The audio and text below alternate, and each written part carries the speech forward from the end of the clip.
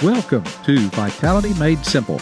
The following production is for educational and entertainment purposes only. If you need medical advice, call your doctor. Now, let's go to Vitality Made Simple.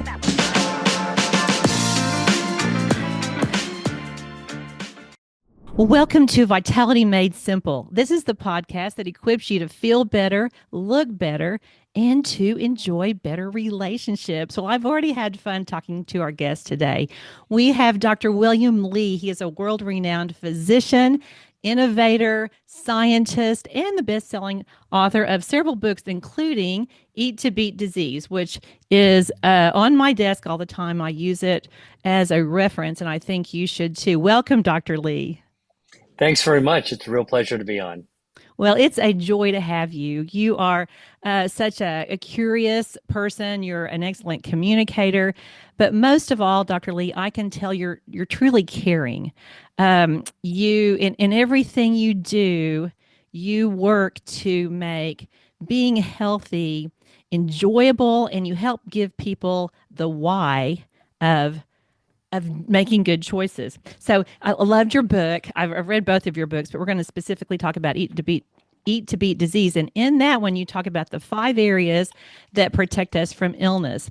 Now, so just for our listeners, the 5 areas are angiogenesis, regeneration, microbiome health, immunity, and detoxification. So I have a little acronym for that, ARMI. Yeah, ARMID. I love acronyms, Dr. Li. So we're going to talk about regeneration. And in that area, you are the world expert in stem cells. Tell us about stem cells. Wow, that's a big topic, a very exciting one. And I like to introduce stem cells to people in the following way. You might have heard about stem cells if you know somebody who had a bad knee or an ankle or a shoulder, and they drive to the strip mall, their corner someplace in their town, and get an injection of, quote, stem cells, and they might feel better. But that to me is really a not ready for prime time approach to stem cells. Stem cells is a lot deeper topic. Basically, we are all made from stem cells, our bodies, and a stem cell is a cell, and our bodies are made out of different cells. A cell that has the ability to turn into any organ that it chooses, that it needs to turn into, right? So basically, if you have a bone cell, it's going to keep making more bone. If you have a heart cell, it's going to be making more heart tissue. If you've got a liver cell, more liver. But a stem cell is great because it's like a ball of clay. It can turn into anything. All right. Now, why are they important? Is because this cell that can turn into anything allows us to regenerate. That's right. You heard me. Regenerate as we are getting older, to repair and renew our tissues, so we can make more of ourselves in a fresh way, the fresh version of ourselves from the inside out. We don't see it, we don't feel it, but it actually is repair. So how do we know we have stem cells? Well, it turns out that when we were still in our mom's womb, so I like to introduce this in a way that everybody can relate to, so we're all the same. When your dad's sperm met your mom's egg and got together, and you were just a ball of cells, you had no face, you had no fingers, you had no great toe, you had no liver, heart, brain, or anything else. You were just a ball of cells that were starting to form what ultimately is going to be your body. Those cells that from that ball of cell, that ball that could turn into anything, were all stem cells. So we were all originally made from stem cells. And over 9 months in our mom's womb, we became the little baby that was going to come out into the world. And when we were born, the doctor will cut your umbilical cord. I'm a medical doctor. I've cut many umbilical cords. What many of us don't realize is that the baby with the cord cut, taking the first breath, going to get the first, gulp of mother's milk, has about 70 million extra stem cells that haven't been used yet. Okay. It's like an extra, it's like, I always tell people, it's kind of like if you've ever actually had a painting project in your house where you're painting your walls. You go to the painting store, you buy the colors you want or the color you want. And how many cans of paint do you buy? You always buy a couple of extra cans because what you don't want to have happen is that you get to the very end and you've just got a little spot and you ran out. Okay, so Mother Nature's been really clever. She made sure that we had extra. So when we're born, and we're pretty much all put together, we have some extras in case we need them. Now, so we're born to get 70 million extra stem cells that we don't need at the moment. So then what happens after we're born is that our body packs them up. It's like if you have shirts, you fold them up, put them into a shirt box and slide them into your closet. And the areas that where our extra stem cells are stored are in our bone marrow, which is the center of our bone. If you ever broke open a chicken leg, you see like there's little dark brown stuff in there. You've got ossobuco, which is an Italian dish. There's like it's a big bone with a little hollow thing in it. That's where the stem cells actually live. They live in our bone marrow like bees living in a hive. And there's a few other places that they live too. They live in our body fat. They live in our skin. They live in our liver and our lungs. They live in a few places, but for the most part, they're actually in our bone marrow. And when our body needs them, as we're going through life, you're a kid, you're an adolescent, young adult, you're middle age, you're an older person. Whenever our body needs to be regenerated or repaired, it sends us, wherever it is, it sends a signal on. Oh, our gut needs to be repaired. Oh, our heart needs to be repaired. Oh, we cut ourselves. We had surgery. There's a part that needs to be fixed from the inside out. Signals are sent to our bone marrow, and our stem cells come out into our bloodstream like bees coming out of a hive, and they fly to just wherever it needs to be fixed. They fix it, and then they go hide back, and they go back to wherever they need to go. Wherever they started, all right? And that's basically the whole, what a stem cell actually is. Now, I got involved with stem cells because one of the most important things in our body is our circulation. And our circulation is made out of blood vessels. Our blood vessels grow through a process called angiogenesis. Blood vessel, genesis, how our body grows them. I study angiogenesis. I'm one of the world's experts in this space. I studied with a pioneer. And I became really interested in the circulation because it needs to be repaired all the time. We always need to have a really, really great working circulation. Because these are the highways and byways that feed every single cell, every single organ in your body. And if your blood vessels are healthy, you've got a shot at making everything else healthy. But if your blood vessels are sick, all right, and there's a lot of ways your blood vessels can be sick, worn down, scarred up, plaques blocking them, all kinds of things that can actually happen. If your blood vessels are sick, you don't have a chance of optimizing your health. And so I was really interested in this sort of core common denominator of health that we all need to protect. And it turns out stem cells are really important for fixing and maintaining your blood vessels. Well, we want more stem cells because we want to feel our best while we're here, and when we feel our best, Dr. Lee, we get to interact better with the people we care about. So how do we get more stem cells? Because you always think about this as so declining, and you have to buy stem cells. That's what was so inspiring about your book. Folks, listen, he's going to tell us. This is great. Okay. Well, first of all, I have been involved over the last 20 years with, I run a nonprofit organization called the Angiogenesis Foundation. It's a nonprofit. It's a third-party group, a kind of a trusted third-party group, and we're trying to actually help make better medical treatments happen. So far, we've had about 47 of them. So in cancer, complications of diabetes, even vision loss. And so I'm very familiar with stem cells because out of our work at the Angiogenesis Foundation, we have been trying to get stem cell therapies to become useful for repairing spinal cord, repairing heart disease, repairing the brain after a stroke. Lots of efforts going in these areas. They're very exciting, especially for healing, like wound healing. None of them are ready for prime time yet. So when you hear about the stem cells at the corner strip mall or a doctor offers you stem cells, me personally, I would say no, thank you, because I don't think we haven't gotten to the best version of what that needs to be for FDA approval and trustworthiness and everything else. All right. So I personally stay away from those. However, What I will tell you is that we can activate our body's own stem cells. And that's what's exciting.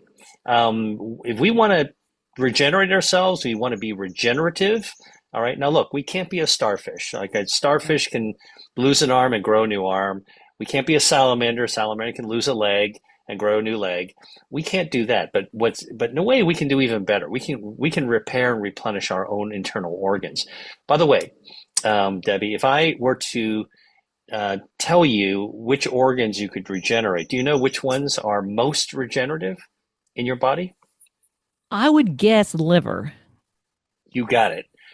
Bingo. The liver is one of the most regenerative organs. In fact, I went to medical school at the University of Pittsburgh, which is where liver transplantation was pioneered. Turns out for the liver, if you cut 2/3 of the liver, remove the 2/3 of the liver, throw it away, 1/3 left. Over the course of about 2 years, that the entire liver will regenerate and grow right back. Amazing. Okay. The lung also regenerates. If you clip off the top of your lung, the tippy top of your lung, the penthouse of your lung, snip, it's right underneath your collarbone. Okay. It'll grow back over the course of a year. All right. Now, we do know that nerves will regenerate, right? You know that, like, if you ever burn yourself and you can't feel something, eventually the sensation will come back.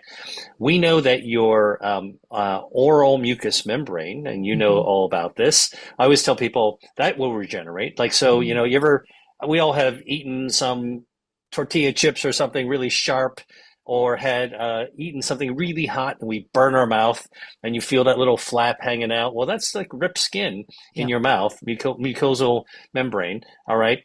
That's got to repair itself. It repairs fast, like overnight. Like you could pretty much be back in shape the next day. You're back in the game. All right. And the reason you're back in the game, besides, the natural healing, is that the stem cells have actually repaired that area. And by the way, the other thing that's really cool about stem cells, and this is like right in your wheelhouse, are teeth. We have stem cells that are actually present in our teeth, especially the baby teeth, to be able to help regenerate teeth. Now, we can't grow our teeth back yet, but we do know that, as we go through early life, we start out with little baby teeth that get bigger. Eventually, we lose them and have adult teeth that grow up. What the dental researchers, the oral researchers have figured out is that there are these little stem cells that are found near the pulp of our teeth. And they actually do a lot of different things. They help to regenerate the tooth a little bit. They also help to coax blood vessels to grow to support the health of the root of the tooth and the dental pulp and everything else. And by the way, it's also a great source of research for understanding more about how we regenerate is in our mouth. All right. So what I was going to say is that there are foods that can help prompt our stem cells to come out. And that's one of the most stunning things when I started to do research in food as medicine, which is almost 20 years ago. Among the things, I knew that stem cells would regenerate blood vessels and other organs as well. But man, when I realized that there were food and the foods could actually stimulate blood vessel growth, when I found out that there were foods that could actually call out our stem cells, my jaw dropped. So here's some of the foods that can actually do it. All right. Black tea can actually call out stem cells. How do we know that? Well, because researchers have done clinical studies in humans where they gave older people who, need repair, like heart disease and stuff like that, and blood vessels aren't so good, black tea to drink, and they measured the amount of stem cells that are in our bloodstream before giving them tea at the beginning of an experiment. So no tea for 2 weeks or 3 weeks. Then measure your blood, see how many stem cells are there, and then just give them tea to drink every day, like 2 cups of tea a day, all right, for like 4 weeks. And then measure the stem cells during the experiment and see how many stem cells are at the end. And man, they've been finding that those researchers could double the number of stem cells in the bloodstream, with the only thing different being drinking black tea. Now, how do you actually, what could interfere with that process? Right. Turns out that they found that if you actually put cream in the tea, like the way the English always have at their Right. afternoon tea, they'll put a little cream or milk in it. If you put cream in it, the dairy fat in the tea will actually stun the stem cells. So you don't get as many stem cells coming out. So, little tip, black tea, everybody thinks green tea is good. Green tea is good. Black tea for stem cells has been proven to be good. But if you can have your black tea, don't put milk in it because it's the dairy fat that seems to stun the stem cells. Now, I'm not anti-dairy by any means, Right. but I will tell Right. you that, because there's a lot of dairy products like yogurt, for example. We talked about this before the podcast. It's really good for you. There are some even probiotic cheeses that are actually good for you. Hmm. So this is not about deprivation. My whole research is all Right. about Right. inclusion and adding things Hmm. to your life. But I'm telling you what you combine together. Like so, black tea is good. Do it without dairy milk. I think if you do nut milk, you're probably fine because it doesn't create the dairy fat. Doesn't have the saturated fat. In fact, nut milks actually have a healthy fat to it. So that's a black tea is one. Another one that is always makes people smile and cheer whenever I say it is dark chocolate. So if anybody who's listening or watching this needs another reason to like chocolate, because most people go, I don't need to hear about chocolate, I already like it. But Yeah. check it out. Dark chocolate has high amounts of cacao. Cacao is a plant-based food. It's a seed pod. Comes out of these tropical areas. And if you've never seen what the cacao pod looks like, it's like a small football. Okay. It can be yellow or brown, like a regular football, and it's heavy. If you ever have one, you can order them online from like a tropical fruit supplier. I think there was one, somebody sent me a gift once from Florida, a box of cacao pods. It was really cool. They're heavy, and when you shake it, you can feel the little cacao seed pods in there. All right. And when you cut it open, you wind up having this white, it's almost like a coconut, except it's got fleshy stuff around it, and the seed pods are covered with some fruit. And you can actually eat the cacao fruit. It's like sweet and sour, kind of tasty. Actually, I like it. But if you're a chocolate maker, you take the skin away. You don't eat it. You dry it, then you ferment it, then you roast it, then you grind it, then you've got cacao for making chocolate. And that's what chocolate is made from. So when you get dark chocolate just means it's got more cacao. So you hear about milk chocolate's got milk and some chocolate, 50-50, let's call it. But dark chocolate is like when you got 60%, 70%, 80%, 85%, 90%. I even recently got 100% dark chocolate. Like it's pretty bitter, okay? But now you've got like a huge amount of this like plant-based stuff. Now, what's in cacao? It's got a Mother Nature's pharmacy is found in our plants. Pharmacy, not with a PH like pharmaceutical, but pharmacy with an F like farm. Yeah. So in cacao, you've got something called proanthocyanidins. All right. It's a little bit of a mouthful, but just trust me, people like me who study this, like we got it down. We practiced how to say it. So proanthocyanidins, these are polyphenols that are found in the plant-based foods that are used to make chocolate. The darker the chocolate, the more of these polyphenols are in there.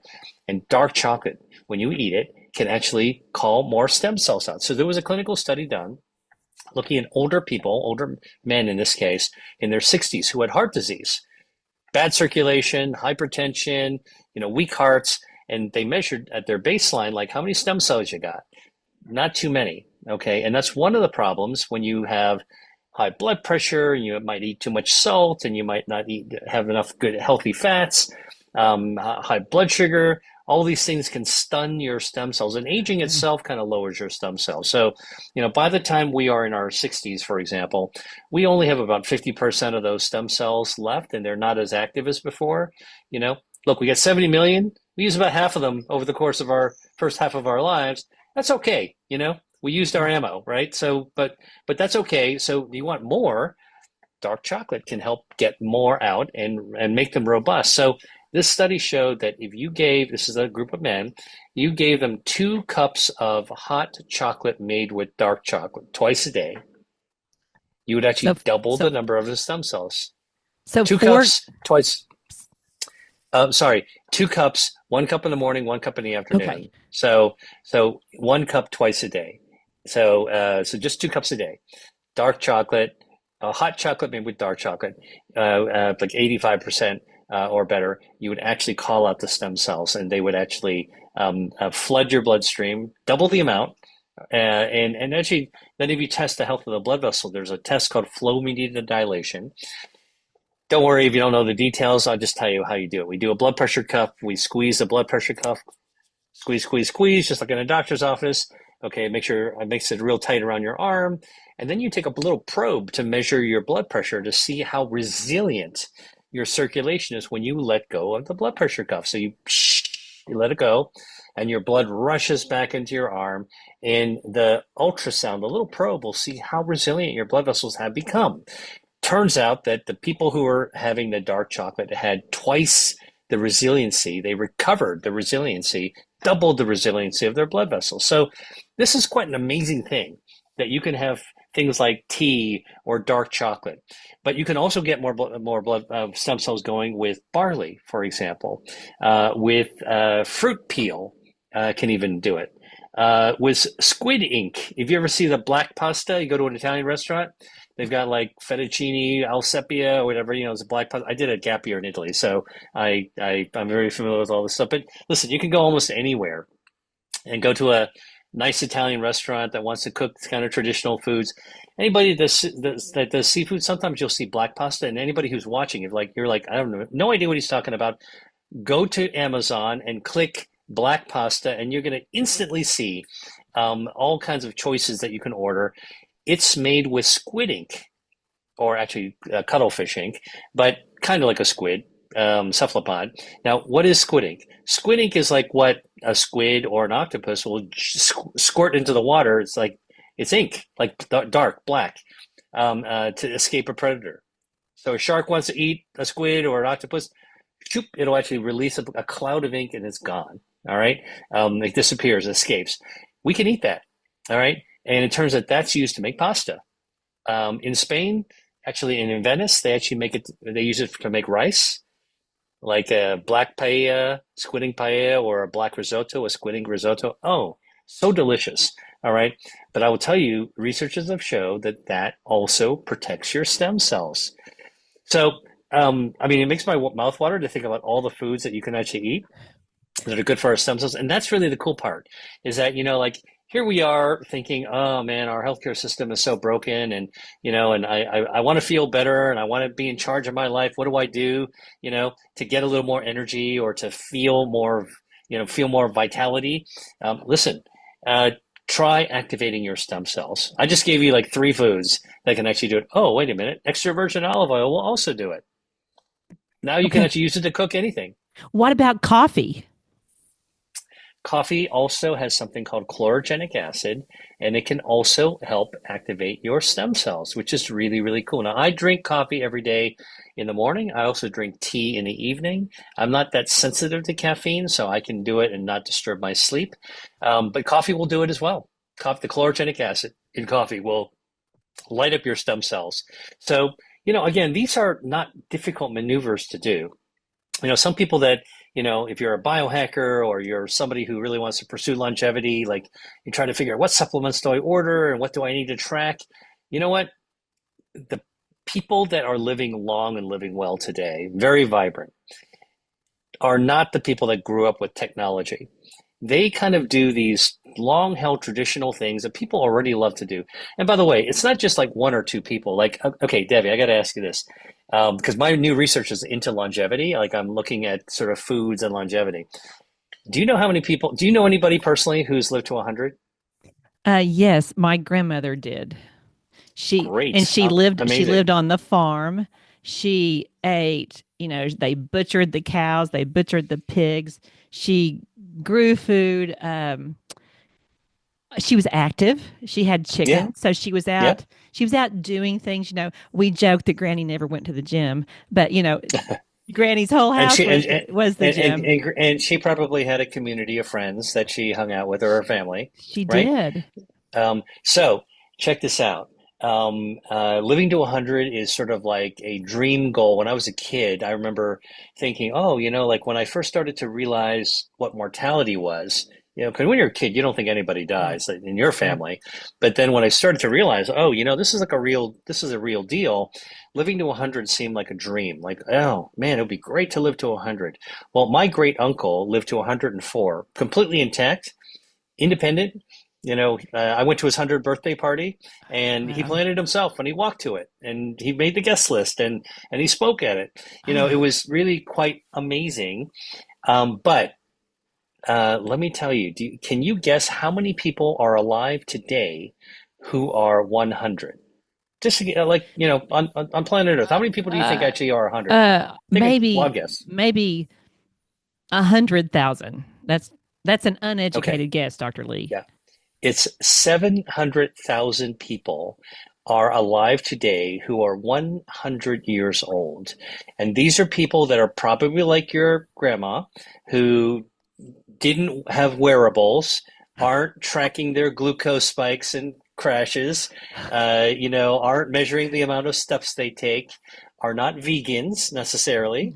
They're probably and they probably do things like your grandmother did. And so the bottom line is that to live long and live well, there are enough people getting there today by doing common sense things that are enjoyable, and they're living their best lives. And I think that what my research is showing, how do we do that? How do we put some science, some data behind what other people are achieving that many of us would like to achieve? So want to live 100, I think stem cells are part of the equation. You want to make sure you are having good stem cells floating around. Now, the people who are 100 today, they probably don't care about stem cells. But now that we know this, and we know that black tea and chocolate and fruit peel and extra virgin olive oil and omega-3s from seafood, look, these are all, and vitamin D3, like these are all Yeah. things that can Yeah. really be helpful. If we have the knowledge, why not apply it to ourselves? Right. Well, and you always make me hungry every time I read one of your posts. And I mean, you have today, my stomach's growling, Dr. Lee. So we know some of these things that enhance it, and your book does a beautiful job of that, including recipes. Um, what kind of things hurt our stem cell production? Very, very good question, because nobody wants to have their stem cells destroyed or diminished or weakened. I mean, like if I were to ask the average person to say, look, you can regenerate and heal yourself from the inside out. Everyone would say, like, I want to keep that capacity. I don't want to be diminishing it. So, but there are things that are very commonly done that can diminish it. So here's a partial list. If we have very high cholesterol, uncontrolled cholesterol, a lot of fat, especially saturated fat, type of fat in our bloodstream. Okay, we eat a lot of saturated fat. That actually stuns our stem cells. Think about swimming in a crystal clear the water near a beach, some tropical paradise, right? And then think about swimming through, some melted butter, or lard. That's basically it. You're not going to be swimming as fast, right? And that's what your stem cells have got to deal with. And so that's why keeping your lipid levels down is really important. And statins are a drug that medical doctors prescribe, and they can be important life-saving. But turns out exercise can actually lower your cholesterol levels.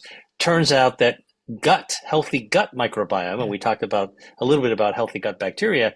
Your healthy gut bacteria can also lower your cholesterol, and dietary fiber is like a key thing to be able to do that, which you can actually have from foods that are obviously fibrous-y. You have your you have your broccoli and your cauliflower, kale. They've got a lot of fiber, but even soft foods have the kind of fiber that your gut bacteria loves, like avocado, packed with dietary fiber.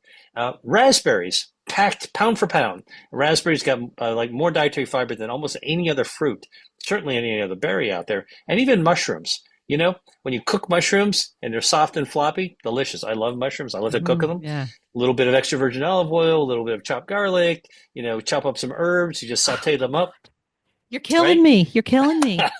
I mean, listen, the reason I'm talking this way is because I like to cook, and Uh-huh. I also enjoy great taste. And I think that, Exactly. you can, eating in the healthiest cultures of the world, like in the blue zones, like in the Mediterranean, like in places in Asia, are, something that people look forward to every Exactly. day, as opposed to just eating for a subsistence, like just to have enough fuel in your engine. Like, you should enjoy it. It's part of our humanity. Anyway, my point is you can eat foods and enjoy it that actually contain fiber that feed our gut microbiome, and our gut microbiome will lower the lipids all by itself. So high fat can stun the stem cells. Number two, high salt. If you eat a lot of salt, okay, and are hypertensive, that kind of environment. Now, your body does a pretty good job of adjusting the amount of salt in your bloodstream, but you could also have high sodium in your bloodstream. You can't sustain it very long if you want to be healthy, but high sodium, high salt diets have been shown to stun stem cells as well.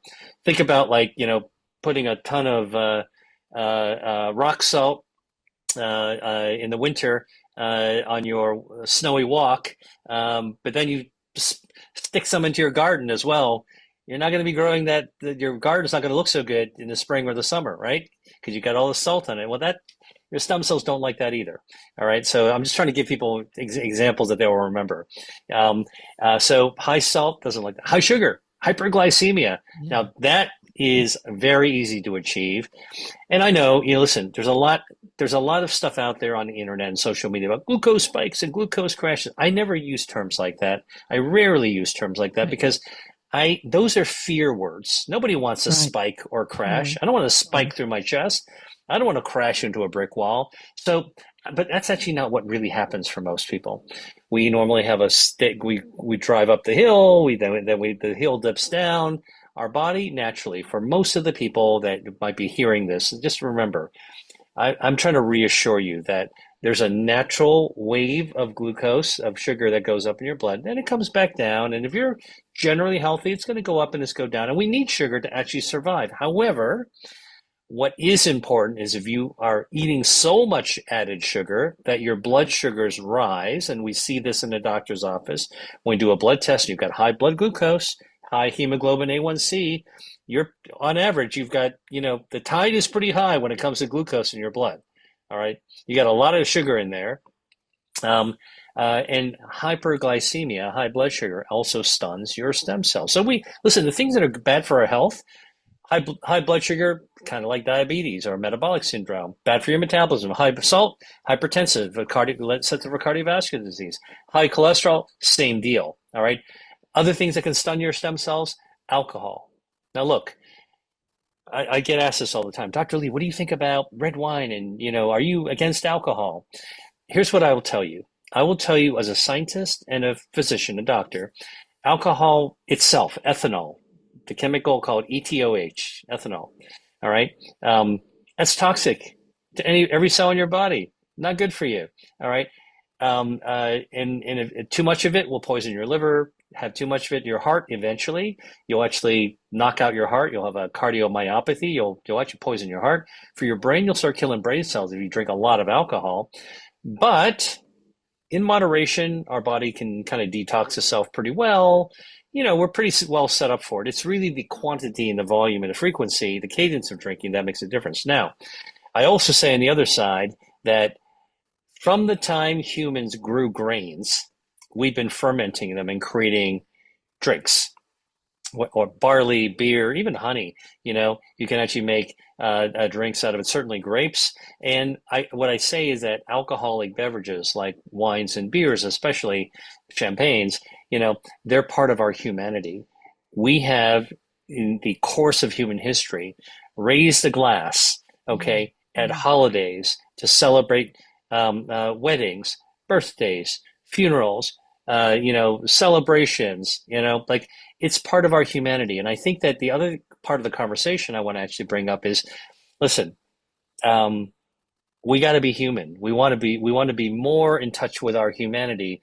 So keep your drinking to a minimum. And if you want to do it during some kind of celebration with other people, that's fine. But if you find yourself drinking alone and, doing it up, just know that the alcohol is toxic. Alcohol will kill your stem cells. They will kill your stem cells, not stun them, kill them.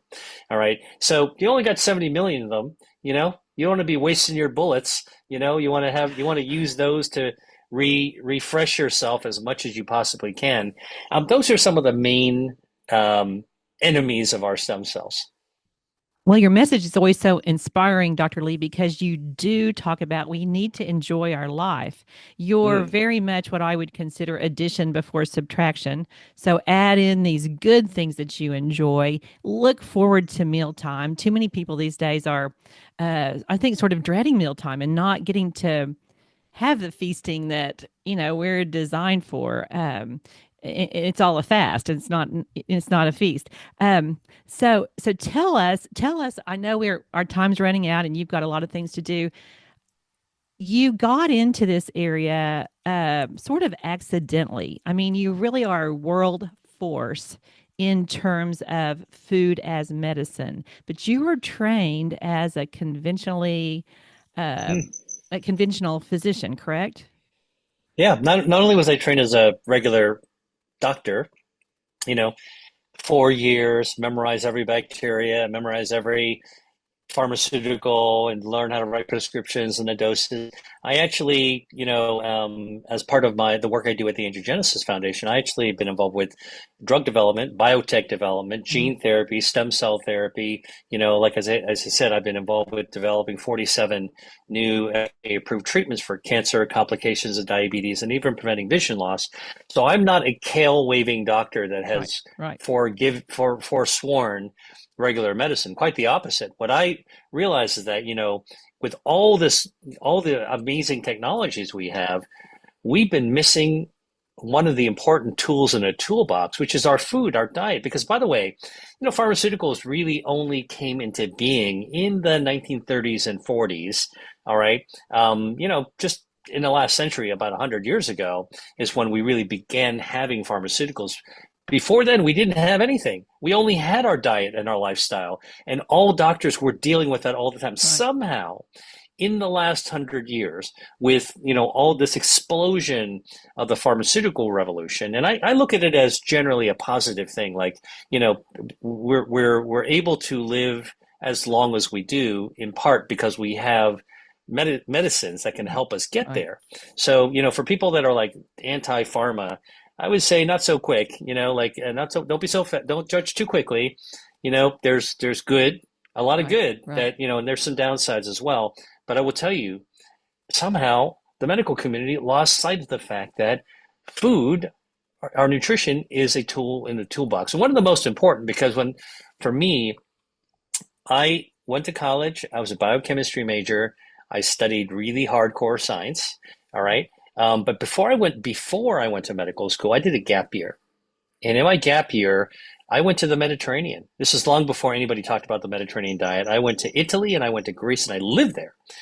And what I did there as a project for me on my gap year is I always tell people, if you're going to take a gap year, that's great. I'm a big proponent for it, but find something meaningful to Yeah. do. Find a project, find a mission, find a purpose, explore something, discover something, try something new.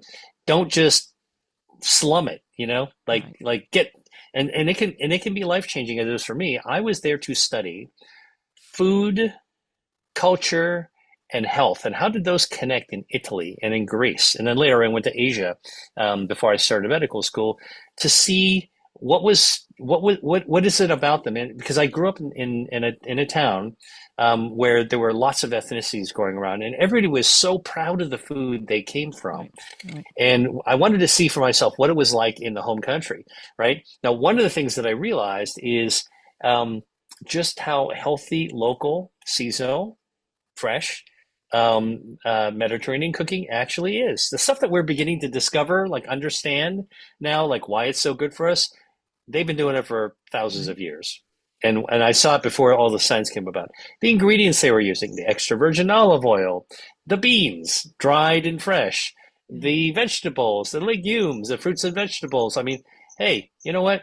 This has been going on for all time, Yeah. and we're only starting to rediscover it now. So, how I came into this as a medical doctor to study food as medicine is that I went to medical school. Every professor I had, emphasized teaching about disease and the treatments for disease. one day I started to ask, I asked something that seemed to be shocking to them, the professors. Like, I'm like, okay, I understand hepatitis, I understand Alzheimer's disease, I understand cancer. Okay, I understand disease. Tell me, what is health? And I got like a blank stare. Right. Like, what a stupid question that is. Like, health is just when you're not sick. You don't need to know what health is as a doctor. I'm like, wrong. We need more than anything else to know what health is. And I never got the answer in medical school. So when I finished, I decided to figure it out for myself. What is health? Now, I did do this big push into biotechnology. So I really had tools to be able to understand, how do we understand how the body responds to new treatments we put into it, to overcome a disease like cancer. But one day I did something sneaky. I was involved with this study looking at testing cancer drugs in a test machine, a test system, and I took half the test materials out that were drugs, put them away in the closet. I'm like, test you later. And instead, I substituted them with vials containing food, extracts from food, ran them through the same test system. And guess what? 50% of the foods I was testing were as or more powerful in this test system in the lab compared to the cancer drugs. And for me, that was the proof of principle that we could study foods as medicine using the same scientific rigor, the same testing systems, the same methodologies, the same mindset, the same numbering system, the calculations that we study medicines in. And that like suddenly opened up my birdcage. And I'm like, you know what? I can fly free to do this, because let's now not just, if you go online or you listen to social media, like, people are always talking about food this and food that. I'm one of the guys who does the actual research and looks at the data. And so while I think it's really great that the public is now onto it, that, like, food is really important for our health, we should be paying attention to it. I always say, the problem is really finding a trusted source of information. And, I'm one of those people that really tries to present the science, the evidence, the data. I try not to present things that are found only in animals or in fruit flies or worms, like what happens in people. So all the examples we've been talking about today, all in human studies, because that's where the rubber meets the road for us. Thank you for that. And I would invite all of our listeners to check out your TEDx talk. I believe, Dr. Lee, it's called "We Can Eat to Beat Cancer." Is that? Yeah, so exactly it's actually a TED main stage talk. You can find it on TED.com. It's called "Can We Eat to Starve Cancer?" So feed ourselves in order to starve cancer. It's kind of like it's a trick title, because, like, to think about eating to starve, right? But anyway, so I talked about the early work. But if you want to come to see my latest stuff, the latest research, come to my YouTube channel, because I have gotten so many inquiries. What I've decided to do is to put out regular content on the latest research, latest subjects, real practical information. My YouTube handle is Dr. Dr. William Lee, Li. Check it out. And I'm also on social, to just put stuff out there. I think that, listen, my slogan, my personal slogan, my mantra is that you can love your food and love your health. Because if you can line up the joy of food with the joy of eating, and the joy of health, that's the best of all possible worlds. And that segues right into better relationships. How much fun do we have around the dinner table? It's just incredible. I would also invite people to check out your masterclass programs that you do. They're easy to sign up for, and they're really worth your time. Well, thank you, Dr. Lee, for being with us today. It's just been such a joy. And listeners, thank you. Share this far and wide. I will put everything in the show notes to help people find you, Dr. Lee. And I just appreciate you listeners. I know that you're the reason this podcast has grown. Join me on social media. Join Dr. Lee on social media. We're having fun there, because we've seen people get better with simple lifestyle strategies. And we want you to feel better and enjoy your life and enjoy your relationships. Blessings until next time. Thanks for joining us on Vitality Made Simple podcast. Be sure to visit drdebbiosment.com for our courses and resources designed to help you feel better, look better, and enjoy better relationships. Please remember, to like, subscribe, and share. Thanks for joining us.